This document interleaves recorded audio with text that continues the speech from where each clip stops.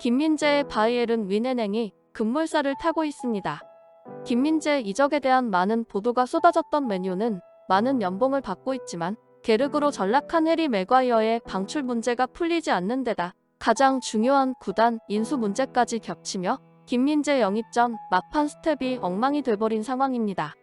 한편 바이에른 측은 투엘 감독까지 내세우며 김민재 영입 전에 총력을 기울이고 있다고 하는데요. 유럽 이적 시장 전문가 로마노가 전한 15일부터 시작된 바이에른의 김민재 영입 전 4일간의 진척 상황부터 전해드리겠습니다. 지금부터 출발하겠습니다.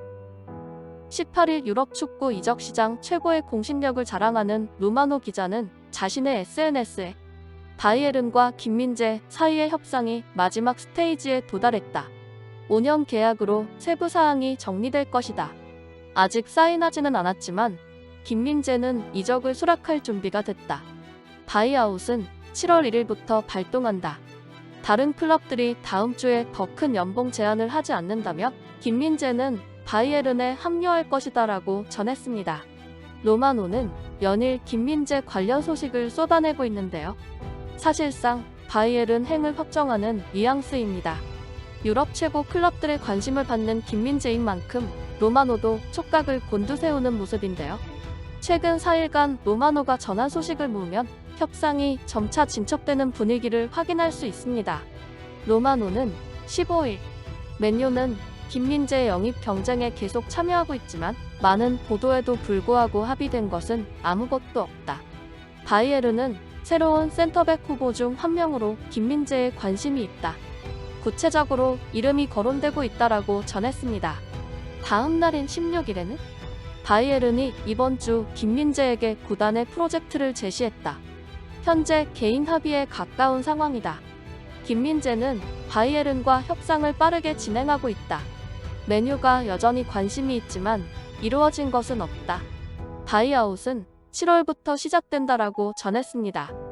이후 17일에는 바이에른은 김민재와 개인 조건에 대한 완전한 합의에 가까워지고 있다. 바이에른이 구단의 프로젝트를 설명한 뒤에 긍정적인 대화가 이어졌다. 현재 계약은 27-28 시즌까지로 거의 합의가 됐다. 바이에른은 김민재 측에 7월부터 발동되는 바이아웃을 나폴리에 지불하겠다는 의사를 전한 상태다.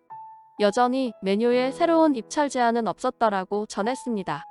풋 메르카토의 산티 아우나 기자 역시 마찬가지로 김민재가 바이에른을 선택했다고 전했는데요. 아우나는 18일 자신의 SNS를 통해 사실상 바이에른행이 확정됐다는 소식을 전했습니다.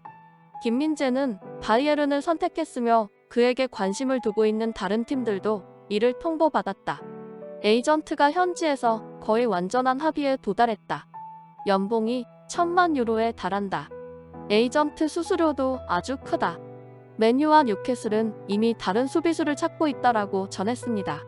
아우나는 자신의 소속 언론사인 풋 메르카토를 통해 김민재의 연봉을 가장 먼저 보도한 기자인데요.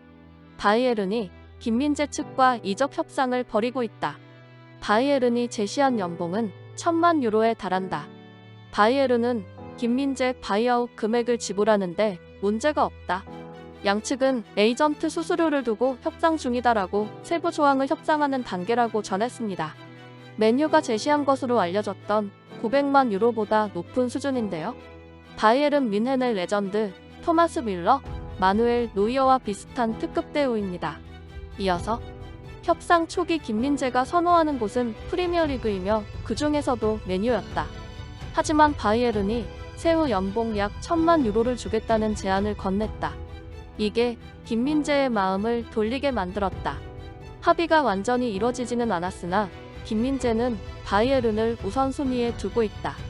현재 대화가 진행 중이다라고 전했는데요. 독일의 세법에 따르면 45% 정도를 떼가는데 세후 1,000만 유로라는 것은 세전 1,800만 유로 정도 되는 그야말로 특급 대우입니다. 한편 김민재의 맨유행 이적설은 한 달 넘게 지속됐는데요. 맨유가 김민재를 원하는 것은 확실한 팩트였습니다. 라파엘 바란과 리산드로 마르티네스 콤비가 수비를 지키는 맨유는 두 선수의 내구성 문제로 골머리를 앓고 있습니다. 빅토르 린델로프와 에릭 바이 역시 잦은 부상에 시달리고 있습니다. 이에 김민재 영입을 통해 확실히 우승권 수비진을 구축하고 싶어 했습니다. 하지만 맨유는 많은 연봉을 받고 있지만 계륵으로 전락한 해리 맥과이어의 방출 문제가 풀리지 않는 데다 가장 중요한 구단 인수 문제까지 겹치며 김민재 영입 전 막판 스텝이 엉망이 되었습니다. 그 사이 바이에른이 적극적으로 나서며 특히 투엘 감독이 김민재를 원하면서 영입 전에 뛰어들었습니다. 독일 매체인 빌트에 따르면 투엘 감독은 김민재와 직접 화상 통화까지 한 것으로 전해졌습니다. 빌트는 18일 김민재가 한국에 있는 만큼 화상 통화로 접촉했다. 바이에른이 투엘 감독을 내세우고 있다. 김민재는 이제 투엘의 꿈의 선수이며 클럽 수뇌진들은 현재 이적 성사를 위해 전력을 다하고 있다. 바이에른은 지금 모든 것을 시도하고 있다라고 보도했습니다. 바이에른은 올여름 수비진 정비를 준비 중입니다.